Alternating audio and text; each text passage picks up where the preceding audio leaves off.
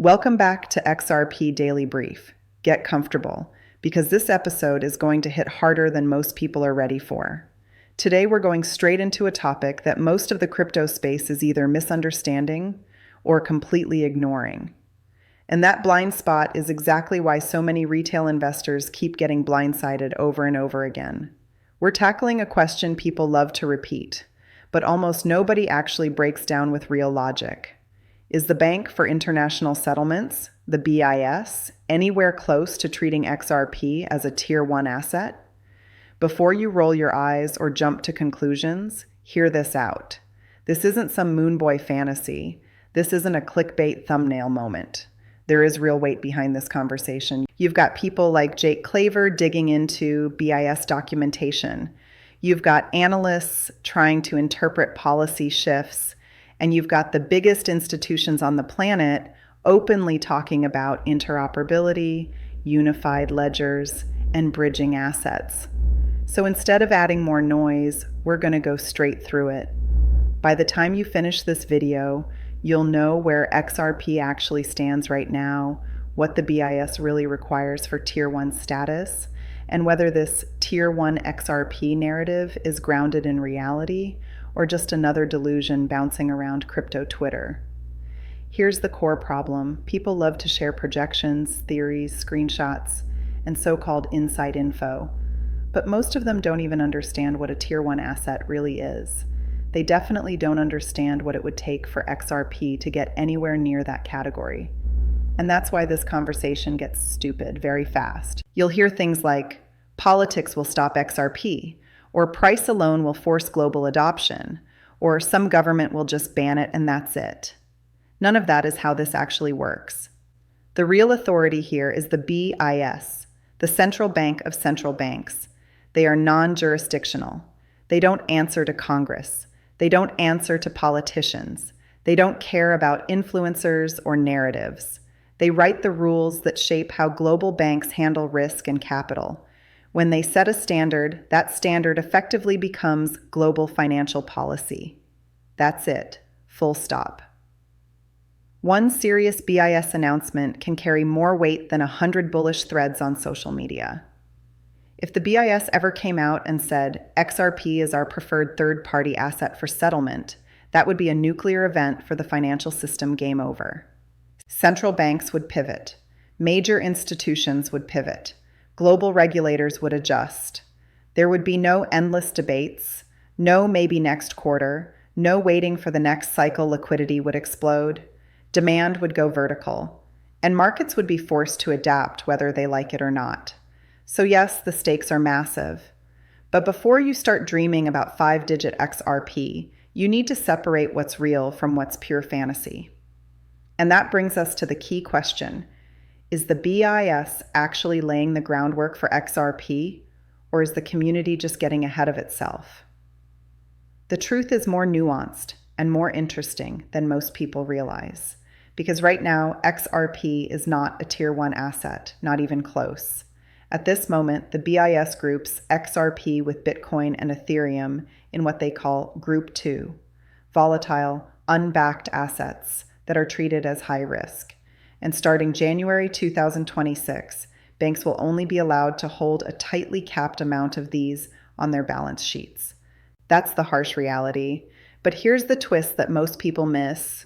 Even with that restrictive classification, the BIS continues to reference XRP, Ripple technology, and cross-border settlement ideas in documents, research papers, and working groups focused on the future of global settlement systems. That's where people start misunderstanding the trajectory. They imagine Tier-1 designation as a simple yes-no switch, as if one day it's off and the next day it's on. It doesn't work like that. There is an entire build-up process: infrastructure, interoperability, testing, liquidity frameworks, and regulatory alignment. And XRP keeps appearing in the discussions where that architecture is being designed. So in this deep dive, we're going to look at whether XRP is realistically moving toward that Tier-1 conversation, what the BIS is actually signaling, what the unified ledger really is, and whether an asset like XRP could ever meet those requirements in the first place. Let's get straight into it.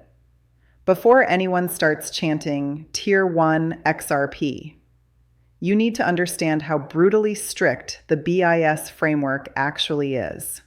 Most people in this space have never read the criteria. That's why their expectations are completely disconnected from reality. The BIS isn't refreshing Twitter, looking for narratives and memes. They set standards for banks that move trillions of dollars. Their priorities are not cool tech and fast transactions. Their priorities are risk absorption, capital reserves, and system-wide stability. And right now, XRP does not meet that threshold. That's not an insult. That's just how it is today. To even be considered anywhere near Tier-1 status, an asset needs deep global liquidity, long-term stability, regulatory recognition in major jurisdictions, and direct integration into core financial plumbing. Not hype, not hopium.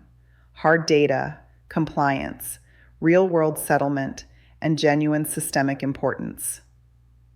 XRP is very strong on the technology side. It's fast, efficient, and built for settlement. But the broader ecosystem around it, the regulatory landscape, the liquidity depth, the institutional integration is still developing. And for large institutions, that matters a lot more than speed or low fees. People love to repeat that XRP is built for banks. That's cool, but being built for banks and being formally treated by the BIS as a risk-free, reserve-grade Tier-1 asset are two completely different universes. You don't bridge that gap with speculation, screenshots, and posts. You bridge it with adoption, regulatory clarity, liquidity, and long-term institutional reliability. This is where things get interesting. Even though XRP is nowhere near Tier-1 status today, it keeps showing up in discussions around institutional-grade payment systems, settlement networks, and interoperability frameworks that the BIS itself is actively shaping. Now let's talk about the unified ledger concept, because this is a word that gets thrown around like a buzzword with very little understanding behind it. The unified ledger is not a blockchain project. It's not a token. It's an architecture, a design framework that allows different networks, assets, CBDCs, and private settlement platforms to connect and operate in a synchronized way. The BIS does not want a single asset running everything. They want a flexible structure where central banks and institutions can plug in what they need. But here's the catch. That structure requires neutral bridge assets. Those bridge assets are not optional. They are essential. This is where XRP quietly fits into the story. Whether people love it or hate it, XRP is one of the only assets built explicitly to act as a high-speed, low-friction, globally scalable bridge. It has a multi-year transaction history, consistent uptime, and a proven ability to move value between disconnected systems. The BIS doesn't care about memes or tribal narratives. They care about tools that work. And the reality is, XRP is already being used as a tool in corridors around the world. That alone gives it a head start over almost every other digital asset. But we have to be brutally honest, that head start does not magically make it Tier-1 material. Not yet. The BIS still classifies XRP in the same group as Bitcoin and Ethereum, volatile, unbacked, high-risk assets. Until banks can justify holding XRP as part of their core reserve frameworks, the BIS won't elevate it. However, that classification is not permanent. It's a snapshot of where the asset sits right now. And the financial world is shifting faster than most people realize, so the bigger question is not, is XRP Tier-1 today? The real question is XRP aligning itself with the infrastructure the BIS is building for the future? And on that, the answer is undeniably yes. You can ignore the hype, ignore the price predictions, ignore the noise.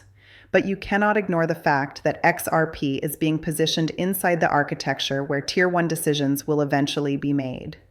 Now let's separate fantasy from structural reality.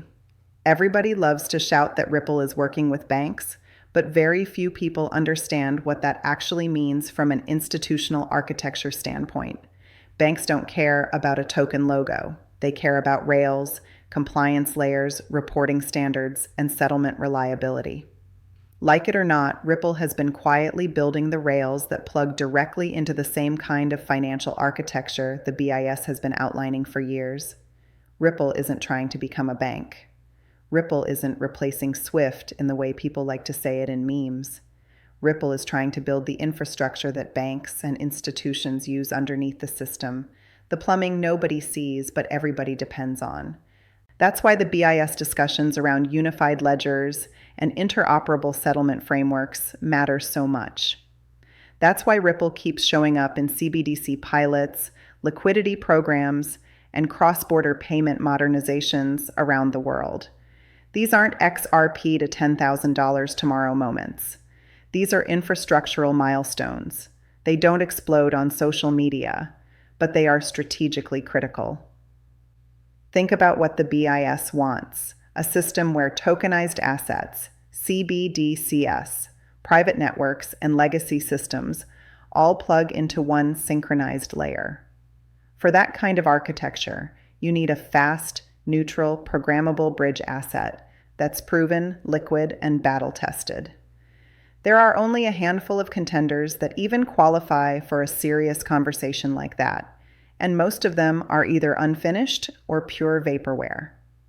XRP is not perfect, but it is alive, operational, and integrated globally in ways most crypto projects can't even fake. Now let's look at the rest of the industry, because XRP is not competing with meme coins. It's competing with giants. Solana, Ethereum, and major TradFi players like JP Morgan are not cheering for XRP. They're trying to replace the bridge narrative, not support it. JP Morgan has built its own proprietary settlement network and openly tells regulators they don't need public assets at all. That's the kind of competitor XRP is up against. Not small tokens, but trillion-dollar institutions that want full control. The Ethereum crowd is pushing the institutional DeFi narrative, trying to frame settlement as something that should happen entirely on-chain with smart contracts, instead of through a specialized bridge asset.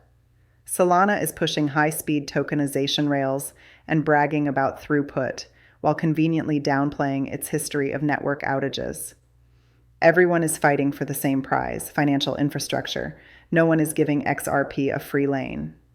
But despite all this noise, analysts who actually study market structure are starting to notice a pattern. XRP keeps appearing in the places where interoperability is not optional, but required. Anytime cross-border friction is discussed, XRP is relevant. Anytime settlement finality is discussed, XRP is relevant.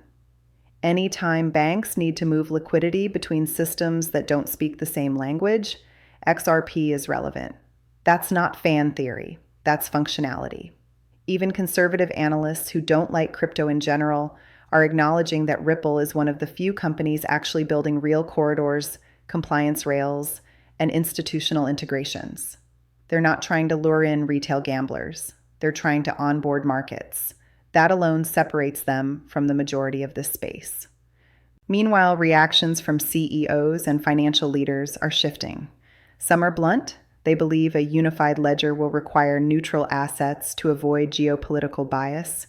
Others are more cautious. They admit tokenization is coming, but they argue that central banks won't rely heavily on public networks.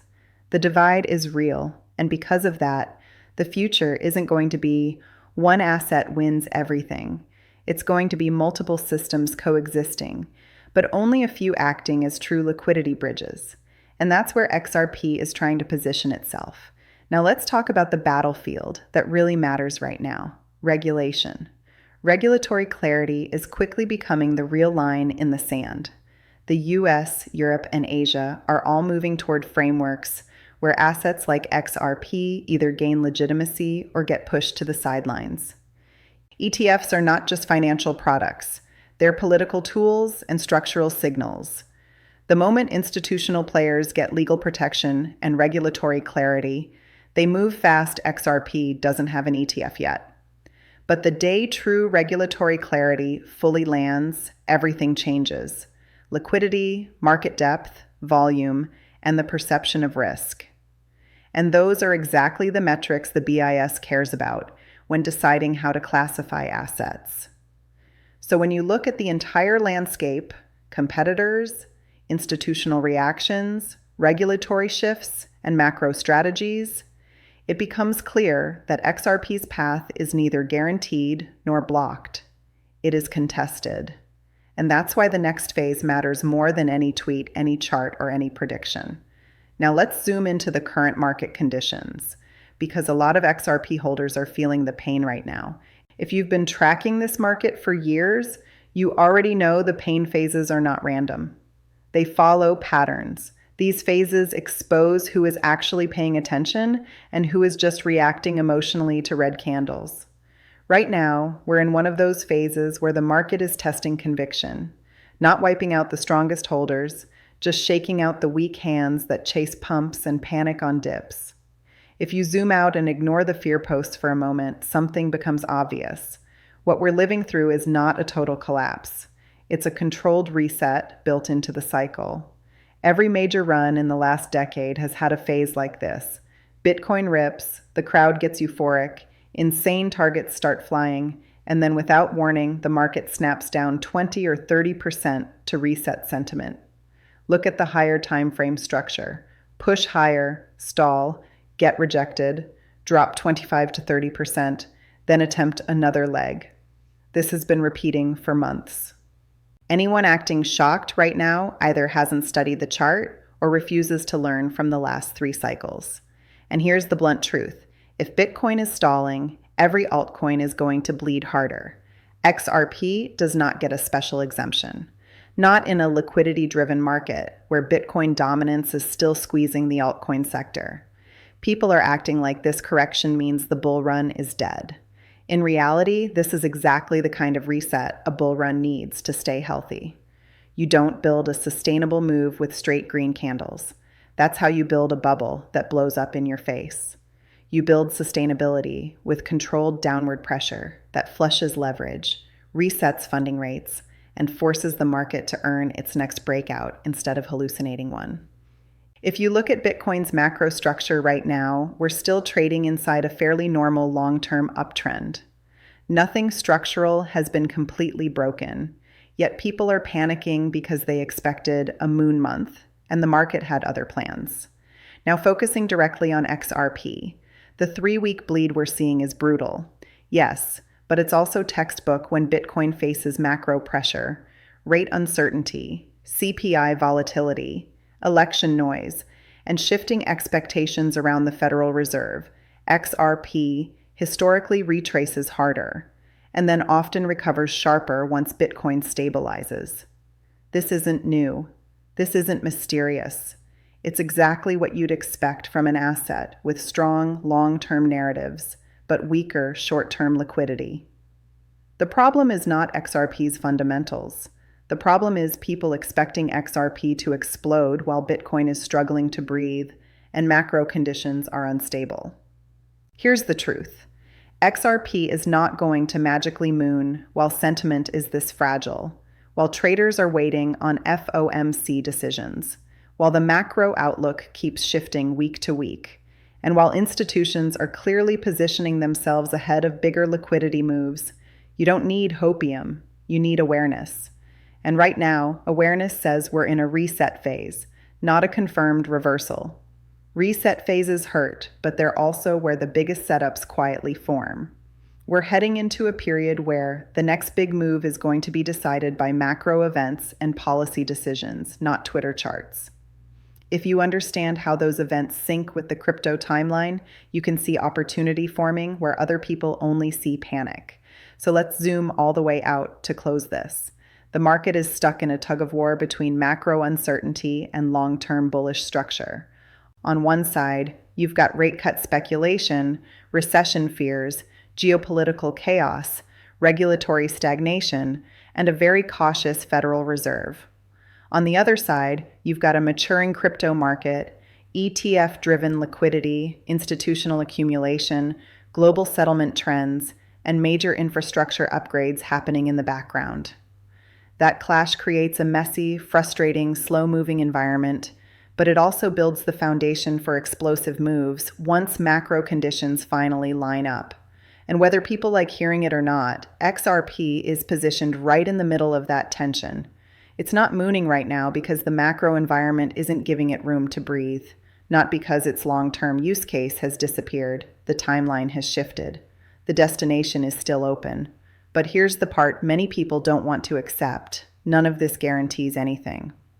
Markets don't care about narratives, predictions, fan bases, or hopium. They care about liquidity, structure, and timing. That's it. If the FOMC stalls, if rate cuts get delayed, if macro data continues to worsen, the entire market, XRP included, can absolutely take another leg down. That's not fear, that's reality. Ignoring that is how people wreck their accounts. You need to understand the risks, not bury them under optimism. Every scenario on the table right now, bullish, bearish, or neutral, has real implications. Ignoring those implications is how traders get blindsided. So before we close, let me remind you of something crucial. This market is risky, volatile, and unpredictable. Anyone telling you they know exactly what's coming is lying or delusional. Here on XRP Daily Brief, I'm not here to give you guarantees. I'm giving you analysis based on structure, data, and probability, not promises and not hopium. This is not financial advice.